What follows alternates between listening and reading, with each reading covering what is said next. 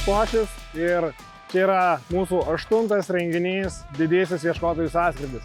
Šiais metais mes turim 650 žmonių, mes turim estus, mes turim latvius, mes turim lenkus ir visą krūvą žmonių iš Lietuvos.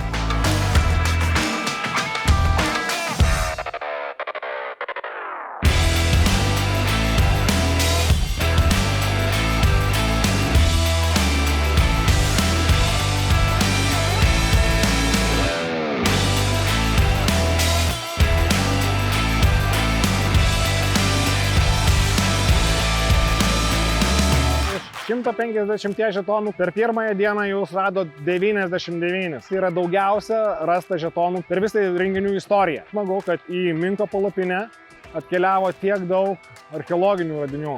Mes turėjom fiksuotą apie 130 archeologinių radinių, dėl kurių kai kurie archeologai net susiėmė už galvos.